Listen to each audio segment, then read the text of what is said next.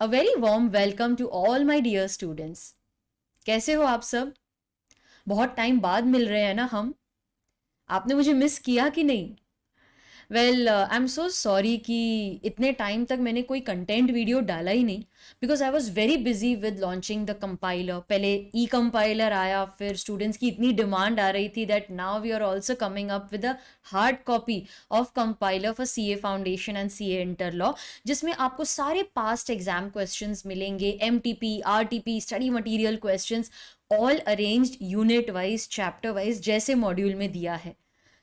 Then we also came up with test series for CA Foundation and CA Inter Law. तो काफ़ी सारा काम चल रहा था, आपके लिए ही चल रहा था, लेकिन बहुत देर तक मैं आपसे दूर नहीं रह सकती. मुझे याद था कि आप में से किसी स्टूडेंट ने एक वीडियो की डिमांड की थी, so here I am fulfilling his demand.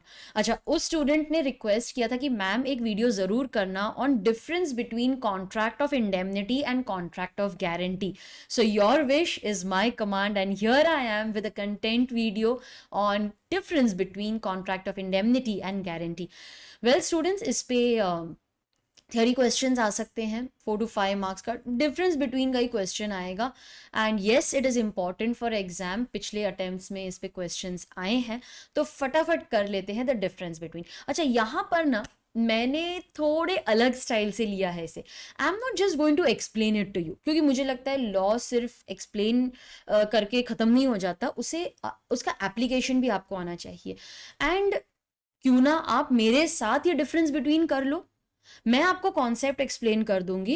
And why don't we find the differences together. तो एक काम करो, फटाफट है ना वीडियो पॉज करो और अपनी नोटबुक ले आओ. ओके तो जो भी आपकी लॉ की नोटबुक है वो ले आओ, एंड उसे दो दो पार्ट्स में डिवाइड करो. एक जगह लिखो कॉन्ट्रैक्ट ऑफ इंडेमनिटी, दूसरी जगह लिखो कॉन्ट्रैक्ट ऑफ गारंटी, और मेरे साथ साथ आप अपने नोट्स बना लो, मेरे साथ साथ कॉन्सेप्ट समझ लो और खुद ही बताओ कि इन दोनों में डिफरेंस क्या होगा. मैं आपको क्वेश्चंस पूछूंगी, आप आंसर कर देना, साथ साथ में हम डिफरेंस बिटवीन कर लेंगे. Fair enough? ठीक लग रहा है ना आपको?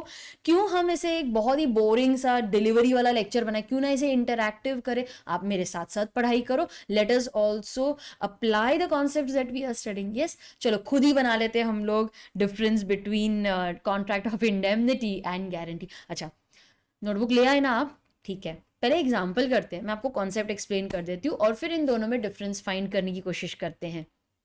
नाउ सबसे पहले तो इंडेमनिटी वाला एग्जाम्पल कर लेते हैं. मिस्टर एक्स गवर्नमेंट डिपार्टमेंट में काम करते हैं, ठीक है. Mister x works in the government department. अब गवर्नमेंट उनसे इतनी खुश हो गई है कि आप बहुत अच्छा कर रहे हो, आई थिंक आपको एक मैनेजमेंट एमबीए कर लेना चाहिए. So the government decides to send mister X for MBA. Okay, कोई फॉरेन यूनिवर्सिटी में भेज देते, बोलते जाओ आप मैनेजमेंट एमबीए करके आओ, लेकिन हम आप पर इतना खर्चा कर रहे हैं कि वापस आने के बाद आपको हमारे पास एटलीस्ट 5 years तक काम करना पड़ेगा. देखो भाई, अभी गवर्नमेंट अपने खर्चे पर भेज रही है मिस्टर एक्स को, सो दे विल वांट कि वो वापस आकर यहाँ पर काम करे. सो मिस्टर एक्स एग्री करते हैं कि यस, मैं अपनी पढ़ाई पूरी करके वापस आऊँगा और मैं आपके लिए 5 साल तक काम करूँगा. अगर मैंने मेरा ये प्रॉमिस फुलफिल नहीं किया तो गवर्नमेंट, मैं आपको कॉम्पेंसेट करूँगा. This is nothing but a contract of indemnity. The word indemnity means, आप लिख सकते हो, इट मीन्स टू कॉम्पेंसेट और to make good the loss. Okay, या फिर आप लिख सकते हो to make good the loss. तो इंडेमनिटी का मीनिंग क्या है? इंडेमनिटी का मीनिंग है टू कॉम्पेंसेट. तो यहां पर मिस्टर एक्स प्रॉमिस कर रहे हैं कि अगर मैं वापस नहीं आता हूं तो गवर्नमेंट आपका जो भी नुकसान हुआ है, आपका जो भी खर्चा हुआ है, वो मैं आपको कॉम्पेंसेट करके दूंगा. This is a contract of indemnity. अच्छा, अब जो प्रॉमिस कर रहा है कि मैं आपको कॉम्पेंसेट करूंगा, that person is known as the indemnifier. So indemnifier is a person who promises to make good the loss.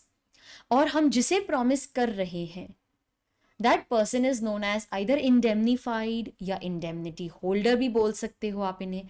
अच्छा, इंडेमनीफायर को आप बोल सकते हो प्रॉमिसर, इंडेमनीफाइड या इंडेमनिटी होल्डर को आप बोल सकते हो प्रॉमिसी. ओके, तो कॉन्ट्रैक्ट ऑफ इंडेमनिटी में जो जो कॉम्पेंसेट कर रहा है उसे बोलते हैं इंडेमनीफायर, और जिसे हम कॉम्पेंसेट करने का प्रॉमिस कर रहे हैं वो है इंडेमनिटी होल्डर या फिर इंडेमनीफाइड। तो ये है meaning of contract of indemnity. अच्छा, देख लेते हैं what is the meaning of contract of guarantee. Creditor और डेटर, इनके बीच में कॉन्ट्रैक्ट बन रहा है। क्रेडिटर बोलता है डेटर को, यार मैं तुझे पहली बार गुड्स दे रहा हूँ, वो भी 10 लाख रुपीज के, तूने मुझे पेमेंट नहीं की तो। डेटर बोलता है प्लीज मेरे पे भरोसा कर, मैं दे दूंगा, मैं प्रॉमिस कर रहा हूँ ना। क्रेडिटर बोलते हैं नहीं, पहला ट्रांजैक्शन है, मैं इतना बड़ा रिस्क नहीं ले सकता, छोड़ जाने दे यार, it's okay, I don't want to take that risk. Debtor बोलता है रुक जा रुक जा रुक जा, अगर मैं रीपे नहीं कर पाया ना तो मेरा एक फ्रेंड है एस, वो रीपे कर देगा, अब तो मुझे गुड्स दे दे। तो क्रेडिटर बोलता है हाँ फिर ठीक है। तो डेटर अपने फ्रेंड एस के पास गया और उससे रिक्वेस्ट की कि देख यार मैं पैसे दे दूंगा, लेकिन वो क्रेडिटर है ना मेरी बात ही नहीं मान रहा है, तू एक काम करना, तू मेरे मेरे लिए गारंटी दे दे कि मैं नहीं पे करूंगा तो तू कर देगा, अगर मैं सपोज नहीं भी पे कर पाया तो तू दे देना ना, मैं तुझे बाद में रीपे कर दूंगा। श्योरिटी बोलते हैं यार दोस्त के लिए कुछ भी। Surety gives guarantee to the creditor, अरे क्रेडिटर डोंट वरी, अगर डेटर पैसे नहीं दे पाएगा तो मैं दे दूंगा, मैं उसकी गारंटी लेता हूं। This is a contract of guarantee. कभी कभार क्या होता है ना कि आपको गुड्स नहीं मिल रहे क्रेडिट पे, या फिर आपको गारंटी देनी पड़ती है कि अरे यार मेरे पे भरोसा करो, मैं कॉन्ट्रैक्ट परफॉर्म कर दूंगा, मैं गुड्स टाइम पे दे दूंगा, मैं पैसे रीपे कर दूंगा। कभी कभार आपको गुड्स लेने के लिए या फिर पैसे लेने के लिए एक अश्योरेंस देनी पड़ती है। That assurance is nothing but a contract of guarantee. यहां पर श्योरिटी चैरिटी करने नहीं बैठा है। श्योरिटी पहले क्रेडिटर को पैसे दे देगा और फिर बाद में वो डेटर से रिकवर कर लेगा। तो यहां पर कोई भी कुछ फ्री में नहीं कर रहा, वो पहले पैसे देगा और बाद में रिकवर कर लेगा। लेकिन आप बोलोगे मैम रिकवर कर रहा है तो कॉन्ट्रैक्ट भी तो होना चाहिए ना। तो गारंटी में अगर देखा जाए देयर आर 3 कॉन्ट्रैक्ट्स, 3 लोग हैं, 3 कॉन्ट्रैक्ट्स हैं। The first contract is between the debtor and the creditor. ये प्राइमरी कॉन्ट्रैक्ट है, ये मेन कॉन्ट्रैक्ट है। अगर डेटर पैसे नहीं देता तो क्रेडिटर चला जाएगा श्योरिटी के पास, और अगर मुझे श्योरिटी को लायबल करना है तो मेरा श्योरिटी के साथ भी कॉन्ट्रैक्ट होना चाहिए ना। So the second contract is between the creditor and the surety. चलो भाई, श्योरिटी ने पैसे दे दिए, फिर बाद में जाकर वो डेटर से रिकवरी कर लेगा। अगर डेटर से रिकवर करने हैं तो कॉन्ट्रैक्ट होगा, तभी वो रिकवर करेगा ना। So the third contract is between the surety and the debtor. तो स्टूडेंट्स अगर आपको लिखना है तो आप लिख सकते हो the first contract is between the debtor and the creditor, ये प्राइमरी ये मेन कॉन्ट्रैक्ट है। Then the second contract is between the creditor and surety, जिसके बेसिस पे क्रेडिटर श्योरिटी से पैसे लेगा। And the third contract is between the debtor and surety, surety पहले पैसे देगा और फिर बाद में जाके डेटर से रिकवर कर लेगा। So it's a tripartite agreement. It's an agreement between 3 parties. आगे बढ़ते हैं।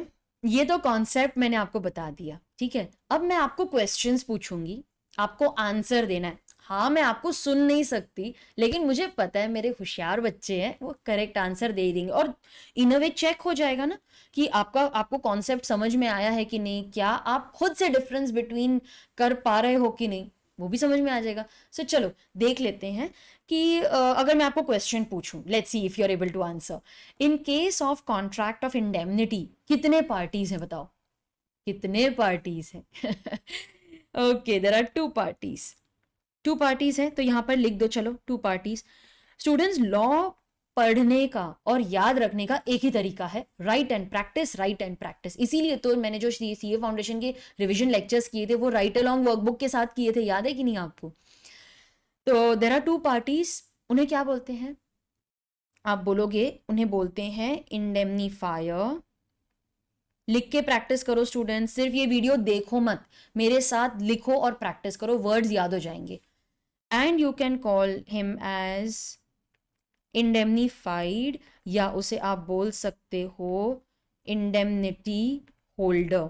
अच्छा, इंडेमनीफायर को प्रॉमिसर भी बोलते हैं, और इंडेमनिटी होल्डर को आप प्रोमिसी भी बोल सकते हो।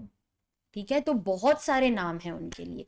इंडेमनी, थोड़ा जूम कर दूं आपके लिए, यस, इंडेमनीफायर, इंडेमनिटी होल्डर, दो ही पार्टीज हैं। अच्छा, लेकिन कॉन्ट्रैक्ट ऑफ गारंटी में मैं क्या लिखूं? चलो आप बताओ कि क्या लिखूं? कितने पार्टीज है? 3 parties. Yes, it's a tripartite agreement, so there are 3 parties. और इन 3 पार्टीज का नाम क्या है? हम इन्हें बोलते हैं the principal debtor, then we have the creditor and you have the surety। 3 parties हैं। ठीक है, इतना लिख लिया आपने? नहीं लिखा है कोई बात नहीं, वीडियो पॉज करो और आप लिख सकते हो, लेकिन लिख के प्रैक्टिस करेंगे हम। नेचर ऑफ लायबिलिटी, चलो मैं आपको क्वेश्चंस पूछती हूँ, आप मुझे आंसर करना, ठीक है?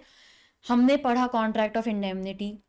Nature of liability of indemnifier बताओ। इंडेमनीफायर की जो लायबिलिटी है, मतलब मैं इनकी बात कर रही हूँ, क्या ये आपको रेड डॉट दिख रही है? इंडेमनीफायर, क्या इनकी लायबिलिटी प्राइमरी है या सेकेंडरी है? क्या उनकी मेन लायबिलिटी है या किसी और की लायबिलिटी है, वो सिर्फ पूरी कर रहे हैं?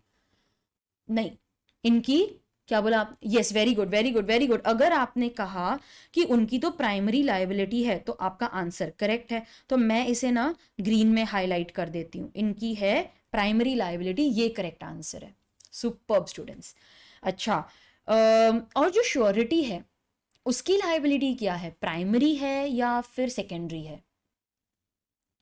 आप बहुत होशियार हो। सेकेंडरी लायबिलिटी है, तो फिर प्राइमरी लायबिलिटी किसकी होगी? प्रिंसिपल डेटर की प्राइमरी लायबिलिटी है। Yes, very good. अगर आपको लिखना है ना तो आप वहां पर लिख सकते हो, जो प्रिंसिपल डेटर है उसकी है प्राइमरी लायबिलिटी। Very good. अच्छा, दूसरा क्वेश्चन मैं पूछती हूँ आपको, ठीक है? अब मुझे बताओ कि ये जो इंडेमनीफायर है, आपने मुझे बताया कि इसकी लायबिलिटी प्राइमरी है, आप करेक्ट हो। अच्छा, क्या इसकी लायबिलिटी कंडीशनल है या फिर अनकंडीशनल है? मतलब वो तो देना ही देना है आपको।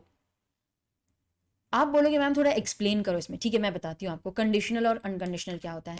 कंडीशनल मतलब कि अगर तुमने पे नहीं किया तो मैं पे करूंगी, ऐसा है कुछ? Is it based on some event? Is it based on some other person not fulfilling his liability? नहीं, ऐसा नहीं है ना। ये लायबिलिटी है अनकंडीशनल, मतलब आपको तो देना ही देना है। देखो जैसे यहां पर अगर मिस्टर एक्स, ओके, अगर मिस्टर एक्स फॉरेन से वापस नहीं आए और उन्होंने यहाँ पे काम नहीं किया 5 साल तक, तो उनकी तो प्राइमरी लायबिलिटी, उनको तो देना ही देना है ना। He will not wait for someone else to default and then his liability arises, ठीक है? लेकिन यहां पर in case of guarantee, can I say कि उनकी लायबिलिटी आपने तो पहले ही बता दिया, लायबिलिटी इज कंडीशनल। कंडीशनल मतलब श्योरिटी कब लायबल होगा? जब डेटर डिफॉल्ट कर जाता है, तो पहले डेटर देगा, नहीं देता है तब श्योरिटी की लायबिलिटी आएगी, तो इट इज कंडीशनल। अगर डेटर नहीं देता तब श्योरिटी लायबल हो। लेकिन इंडेमनिटी में तो भाई देना ही देना है, कुछ डिफॉल्ट हो गया तुम्हें तो देना ही देना है। आगे एक और एग्जाम्पल भी करेंगे हम, वहां पर मैं ये कॉन्सेप्ट फिर से और एक्सप्लेन करूंगी, क्योंकि अब तक मैंने सिर्फ 2 पार्टीज का एग्जाम्पल लिया है। नेक्स्ट एक और एग्जाम्पल है जहां पर हम 3 पार्टीज के साथ कॉन्ट्रैक्ट ऑफ इंडेमनिटी डिस्कस करेंगे। तो वहां पर भी जैसे ही कोई डिफॉल्ट होता है, कोई केस फाइल हो जाता है, तो इंडेमनीफायर के पास हम चले जाते हैं, भाई देखो केस फाइल हो चुका है, तुमने प्रॉमिस किया था तुम इंडेमनीफाई करोगे, चलो दे दो, किसी की डिफॉल्ट की वेट मत करना, इवेंट हो गया, तुम्हारी लायबिलिटी आ गई। लेकिन इन case of contract of guarantee, अगर डेटर नहीं देता तब श्योरिटी की लायबिलिटी आएगी। ठीक है, यहां तक हमने समझ लिया। Now let us discuss the time of liability. Time of liability मतलब कि ये जो इंडेमनीफायर है वो कब से लायबल होगा, when will his liability arise? कुछ इवेंट होगा तभी ना। लाइक से फॉर एग्जांपल यहां पर अगर इंडेमनीफायर वापस नहीं आया तब लायबल होगा। आगे जाके एक और एग्जांपल हम पढ़ेंगे जहां पर केस फाइल हुआ है, केस फाइल हो गया, अरे तुम्हारे पास पैसे नहीं है, मैंने प्रॉमिस किया था मैं इंडेमनीफाई करूंगी, तब मेरी लायबिलिटी आएगी। तो यहां पर आप लिखोगे it is contingent, it depends on, आप लिख सकते हो कंटिंजेंसी, वो एक बेटर वर्ड हो जाएगा।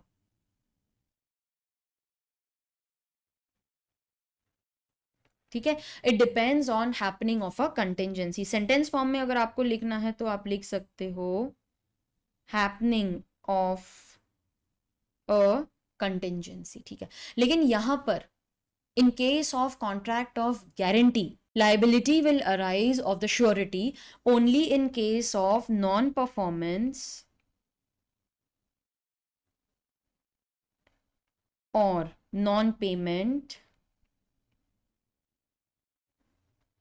of debtor.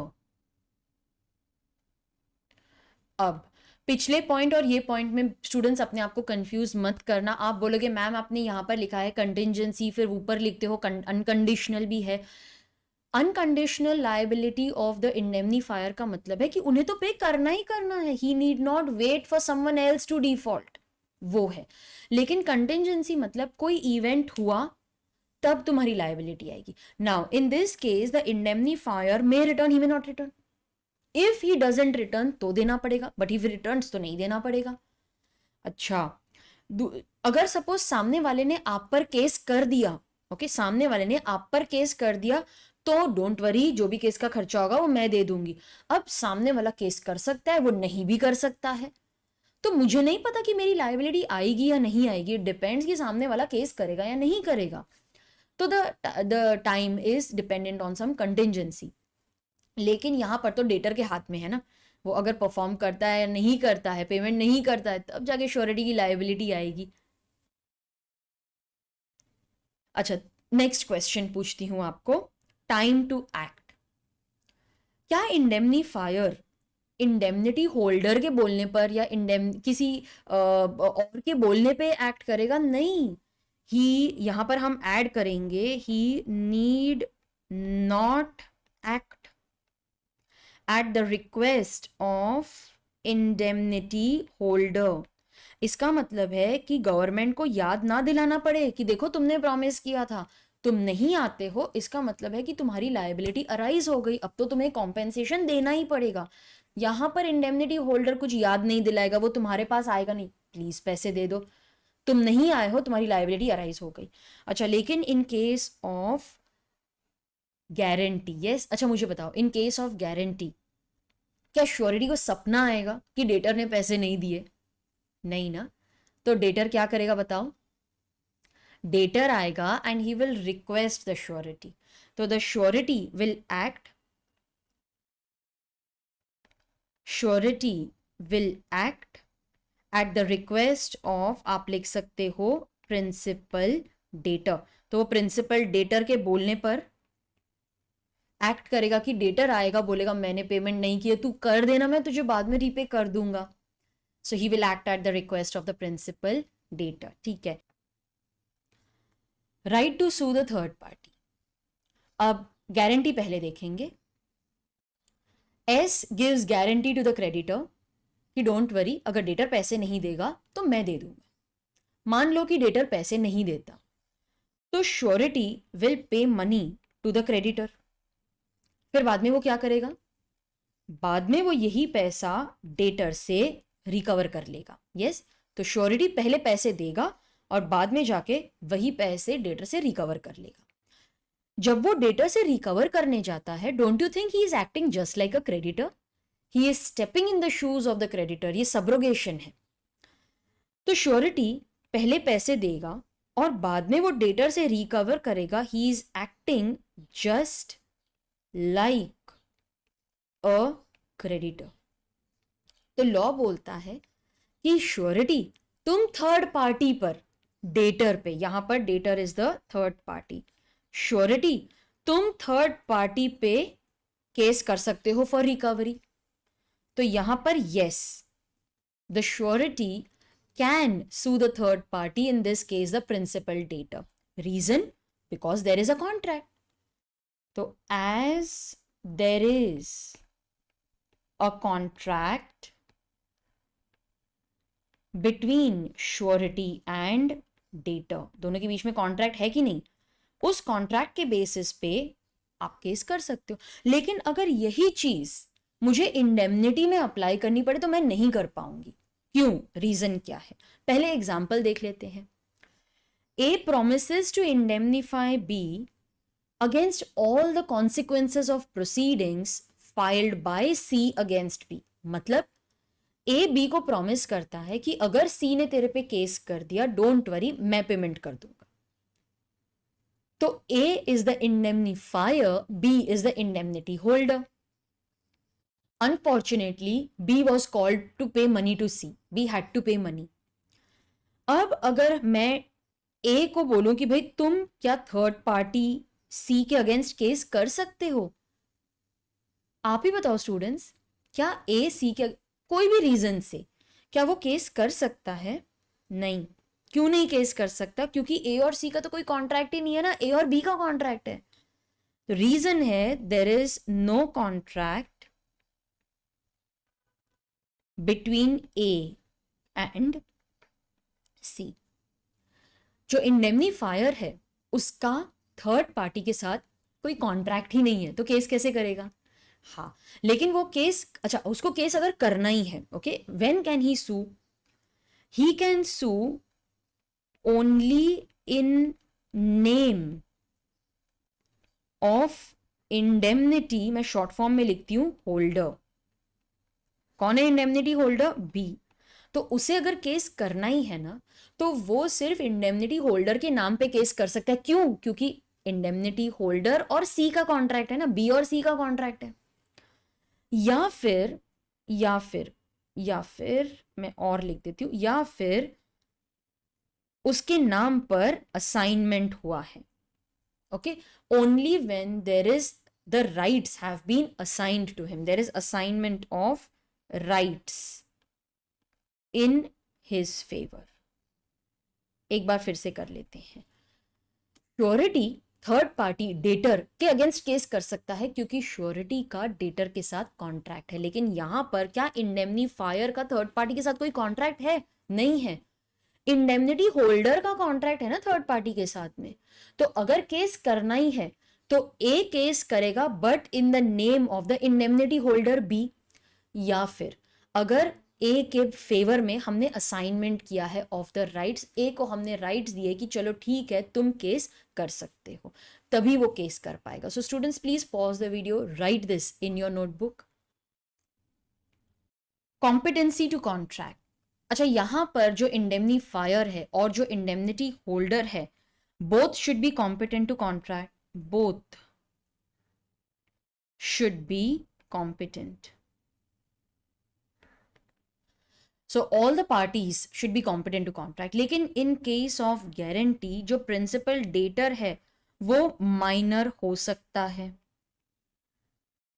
हाँ, लेकिन जो creditor है और जो surety है they must be competent to contract। तो यहां पर हम principal dater को allow कर सकते हैं that you can be a minor, तो भी वो वैलिड होगा, लेकिन बाकी parties should be competent to contract. अगर डेटर माइनर है then it will be as if the surety is giving his personal liability, he is entering into contract in his personal capacity. अच्छा, what is the purpose of indemnity? Indemnity का purpose क्या था? मैंने meaning क्या बताया था आपको, बताओ? Yes, to make good the loss. So can I say it is reimbursement